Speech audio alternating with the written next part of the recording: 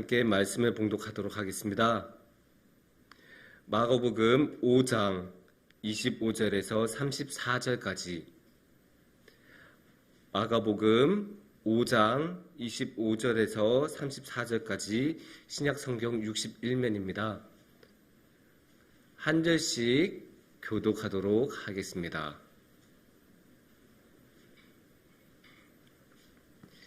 예수께서 배를 타시고 12회를 혈루증으로 알아온 한 여자가 있어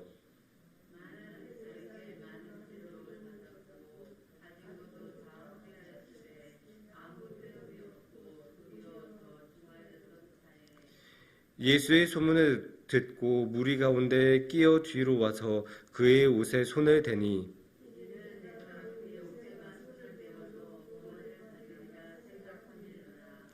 이에 그의 혈루 근원이 곧 마름에 병이 나은 줄을 몸에 깨달으니라.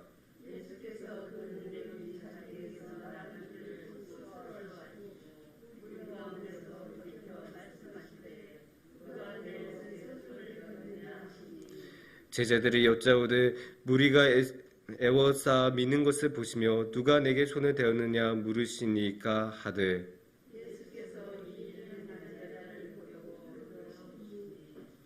여자가 자기에게 이루어진 일을 알고 두려워하여 떨며 와서 그 앞에 엎드려 모든 사실을 여쭈니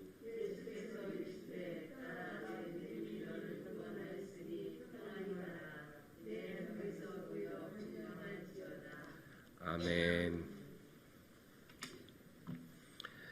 가난은 성경에서도 오늘날에도 굉장히 중요하게 다루어지는 주제입니다. 아무래도 가난한 사람들이 살아가기 힘든 그런 측면이 있어서 그런 것 같습니다. 그래서 성경에서는 항상 정의를 중요하게 여기는데 그 정의의 기준이 가난한 사람들입니다.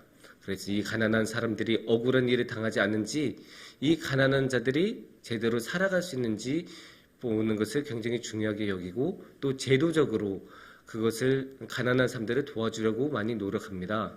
그래서 특히 구약 성경에서 항상 가난한 자들의 대표로 나오는 게 과부하고 고아하고 나그네인데, 이 과부와 고아와 나그네, 이들은 사실 생각을 해보면 혼자서 밭을 소유해서 경작할 수 있는 그런 능력이 없는 대표적인 사람들이기 때문에 이 사람들을 항상 먼저 생각하고 이들을 먼저 도와주라고 구약 성경에서는 자주 강조되고 있습니다. 오늘날에서도 가난한 사람들은 굉장히 많은 초점이 맞춰져 있고 많은 도움을 주려고 노력하고 있습니다. 그래서 이제 실업급여 같은 방법도 있고 기초연금 같은 제도도 있어서 어떻게든 가난한 자들을 도와주려고 하고 있습니다. 그만큼 가난은 쉽게 발견할 수 있고 우리 주위에 많이 있고 많은 사람들이 가난에 매여 있습니다. 그런데 가난이라는 것이 단순하게 돈이 없다는 것만을 의미할까요? 한번 가난에 대해서 조금 더 생각을 해봤으면 좋겠습니다. 오늘의 말씀, 이 말씀에서는 가난의 다양한 측면을 볼 수 있습니다. 오늘의 말씀에서는 혈루증이라는 병을 앓고 있는 한 여인이 나옵니다. 혈루증은 이제 상처가 나면 피가 계속 나는, 멎지 않고 피가 계속 나는 그런 병을 의미한다고 합니다. 그래서 이 혈루증을 앓는 여인이 너무 힘들어서 예수님의 옷자락이라도 만지면 어떻게 되지 않을까 싶어서 옷자락을 만지는 그런 이야기인데요. 여기서 이 혈루증을 앓는 여인은 굉장히 가난한 여인으로 등장을 합니다.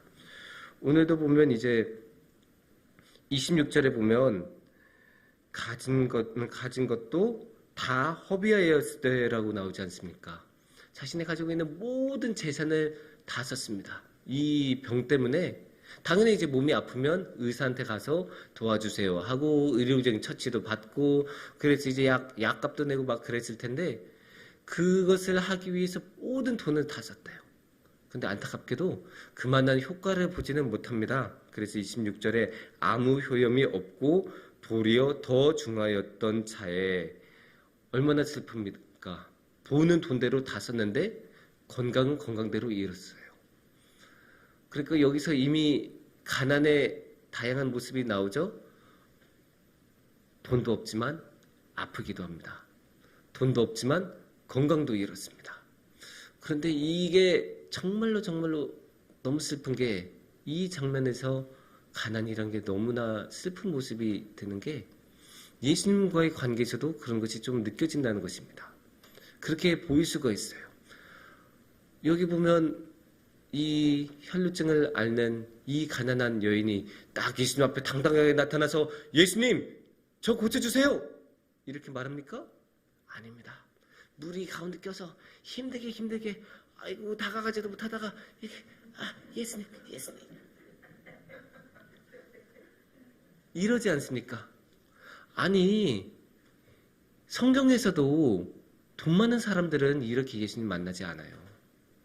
성경에서도 사회적인 지위를 가지고 있는 사람들은 이렇게 만나지 않습니다. 삭개오 있지 않습니까? 삭개오가 비록 세리로서 불의한 방법으로 돈을 모으긴 했지만 어쨌든 그는 돈이 많았던 사람입니다. 그래서 예수님이 삭개오야, 너 나무에서 내려와 라고 했을 때 삭개오 어떻게 했습니까? 자기 집으로 모시고 갔어요. 삭개오는 길바닥에서 예수님 만나지 않습니다. 자기 집으로 초대해서 예수님을 만나요. 니고데모는 또 어떻습니까? 니고데모도 사회적인 지위가 있는 선생이라고 불리는 그런 자였는데 그는 길바닥에서 예수님 만나지 않아요. 비록 밤이라고는 해도 예수님하고 1대1로 만납니다. 그런데 이 여인은 보세요. 예수님이 1대1로 만납니까? 1대1은커녕 예수님 눈 마주치는 것도 버거워해서 겨우겨우 손만 내뻗는 정도예요. 겨우겨우 손만 내뻗고, 그래도 예수님 옷자락이라도 만지면 내가 낫지 않을까? 아니, 예수님의 음성 하나 듣지도 못하고 예수님께서 내 병이 나았다 그 말 한마디도 들을 생각도 못하고 만지기라도 할 수 있으면, 이게 이 사람의 최대치예요. 얼마나 사회적인 관계가 망가졌으면, 얼마나 가난에 짓눌렸으면 예수님께 대해서도 그런 가난의 생각이 스며들어 있습니다. 오늘날의 가난에도 여러 가지 차원이 있습니다. 여러 가지 차원에 대해서 참 여러 가지로 이야기할 게 정말 끝없이 많겠지만, 한 가지 예로 그 몇 년 전에 굉장히 큰 화제가 되었던 영화 기생충이 있습니다. 여러분 모두 보셨나요? 전 굉장히 재밌게 봤었는데, 물론 재밌다보다 굉장히 인상적으로 봤던 게 맞을 것 같습니다. 근데 거기에 이제 그 주인공 가족이 나오잖아요. 그 주인공 가족은 이제 돈이 하도 없어서 집에서 사용하는 인터넷도 끊기고, 거기서 이미 돈 없다는 게 잘 나타나죠. 뭐 사업도 이제 망하고 뭐 여러 가지 노력도 했는데 다 실패를 한 것으로 나오는데, 이 사람들이 결국 가난에서 벗어나기 위해서 한다는 방법이 피자 박스 접는 거. 아니, 그거 몇백 개 접어봤자 얼마나 벌겠어요. 아니면 불법적으로 하는 거. 불법적으로 그 부잣집 들어가서 막 그렇게 일을 하기 시작하잖아요. 그러니까 이 사람들은 그냥 단순히 돈이 없는 게 아니라 기회에서도 가난하다고 볼 수 있는 거예요. 제대로 된 돈 벌 수 있는 기회가 아니잖아요. 그렇다고 이들이 성실하지 않았냐? 글쎄요. 성실한지 아닌지는 모르지만 어쨌든 노력을 했지만 사업이 실패해서 그렇게 반지하방까지 몰려간 것이 아닌가 싶습니다. 거기에 이제 그 굉장히 그 함축적인 상징적인 대사가 하나 나와요. 그 이정은 배우가 역할을 했었던 그 배우가 보면 극 중에서 그런 이야기 하죠. 그 부잣집 사모님하고 자신을 비교하면서, 아니, 나도 돈이 많았으면 나도 성격 좋았어. 가난이 단순하게 돈 없는 것으로 그치지 않고, 가난이 단순하게 건강 안 좋아진 것으로 그치지 않고 성격까지 영향을 미쳐요. 가난에 너무 시달리니까, 너무 없으니까 억척스러워지고 공격적으로 되어지고 피해의식을 물들어져 있고, 그렇게 될 수 있는 거예요. 가난에 계속 시달리다 보면 그렇게 될 수 있습니다. 이 가난의 총체적인 측면, 그냥 모든 면에서 가난하다는 이 느낌이 딱 한 가지로 나온 게 있어요. 그 영화에서는 냄새로 나와요. 냄새. 아무리 멋있게 정장 이게 딱 차려입고, 아무리 가난하지 않은 척 딱 이렇게 멋있게 이제 학위증도 이제 위조해 가고 뭐 여러 가지 노력을 한다고 해도 가난은 달라붙어 있어요. 그래서 이제 순수한 어린아이의 눈으로, 순수한 어린아이의 코로 딱 맡으니까 그 가난한 냄새가 딱 느껴지는 거예요. 그리고 그 가난한 냄새가 얼마나 심했는지 사람이 죽어가는 그 결정적인 상황에서도, 많은 사람들이 죽어갔던 그 상황에서도 그 사장에 있었던 그 이성규는 가난한 냄새를 딱 맡으니까 이렇게 코를 막잖아요. 이게 가난한 냄새, 총체적인 가난이에요. 벗어날 수 없는 가난입니다. 이게 사실 원인과 결과가 확실하진 않아요. 돈이 없어서 그 모든 것이 따라왔는지, 근데 모든 면에서 가난하니까 돈도 없는 건지, 뭐가 먼저인지는 모르겠지만 하여간 가난은 돈만 없는 것으로 나타나지는 않습니다. 우리가 일반적으로 가난하다면 돈이 없는 것을 가장 먼저 떠오르지만 가난은 모든 면에서 가난하게 만들어요. 건강도 잃지, 사회적인 관계도 잃지, 기회도 없지, 모든 면에서 가난합니다. 꿈마저도 잃고 사랑마저도 잃어요. 돈이 없어서 결국 아무리 좋아하는 사람과 있어도 그 사람과의 관계가 계속되지 않는 그런 얘기들 얼마나 많이 있습니까?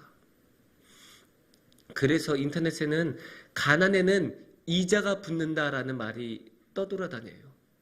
지금 당장은 뭐 가난해도 어찌저찌 이렇게 버텨도 그게 결국은 이자처럼 쌓이고 쌓여서 어느새 빵 터져서 갑자기 큰 병으로 다가온다거나 집을 차압당하거나 막 그런 식으로 이제 나타난다는 거예요.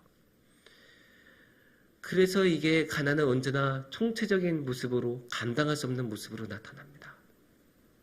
그래도 다행인 것은 예수님만큼은 그 가난에 포함되어 있지 않으십니다. 비록 예수님과의 관계는 가난에 영향을 받는 것 같아도 예수님만큼은 그 가난에도 불구하고 가난한 사람들을 항상 기억하고 그 사람들을 지켜주고 도와주시려고 하십니다. 그 예수님이 딱 옷자락, 그 혈루증 앓는 여인이 자신의 옷자락을 딱 만졌을 때 예수님께서는 느끼셨어요. 뭐지? 내 능력이 빠져나가는데? 그리고 예수님이 누구야? 내 능력 가지고 간 사람 누구야? 했을 때 혈루증 여인이 뭐뭐뭐 그러면서 예 저예요. 제가 만졌어요. 이렇게 말하지 않습니까? 근데 그럴 때 예수님이 어떻게 말씀하셨어요? 아니 천한 것이 내 옷을 만졌어? 어떻게 감히? 이렇게 말씀하셨습니까? 아니에요. 너였구나. 그래 내 딸아 네가 내 옷을 만졌구나. 잘했어. 너 그거 믿음으로 한 행위야. 네가 믿음으로 내 옷을 만졌으니까 능력이 임할 것이고 그 능력대로 그 믿음대로 너의 병은 나을 것이야. 예수님은 이 여인을 나무라지 않아요. 이 가난한 여인, 천대받고 타박당해도 정을 못할 만한 이 여인을 따뜻하게 보듬어 주시고 사람으로 인정해 주시고 함께 해 주시고 격려해 주십니다. 그래서 이 여인은 그 모든 사회적인 관계가 무너졌다가도 예수님과의 이 사랑의 관계만큼은 다시 회복이 되십니다. 이렇게 예수님은 가난한 사람들을 도와주고 지켜주신 분이십니다. 오늘날에도 그런 분이세요. 예수님은 가난한 사람들을 먼저 생각하시는 분이십니다. 그래서 누가복음 4장 18절을 보면 예수님께서 이 땅에 오신 이유를, 자신에게 성령이 임하신 이유를 가난한 자에게 복음을 전하기 위하여라고 말씀을 하십니다. 가난한 사람들에게 복음을 전하기 위하여 예수님께서 오셨다고 하시면서 예수님께서는 먼저 가난한 사람들에게 다가가겠다 선언을 하신 것입니다. 이렇게 항상 예수님께서는 가난한 사람들을 먼저 생각해 주시고 그들이 총체적인 가난에서 벗어날 수 있도록 예수님의 사랑에서만큼은 가난하지 않도록 배려해 주시고 도와주시고 지켜주십니다. 이렇게 가난한 자들에게 마음을 기울여 주시는 예수님께서는 우리들의 현실적인 삶을, 우리 가난한 사람들의 현실적인 삶을 항상 신경 써주시고 도와주시고, 그 가난한 가운데서도 풍성하게, 그 가난한 가운데서도 사랑으로 살아갈 수 있도록 항상 지켜주십니다. 그래서 우리가 가난에 절망하지 않고 주님을 바라보고 주님을 따라간다면 항상 주님의 사랑 속에서 그 가난의, 그 예수님의 신부인 가난과 함께 예수님의 사랑으로 살아가면서 풍성하게 살아갈 것입니다. 함께 기도하겠습니다.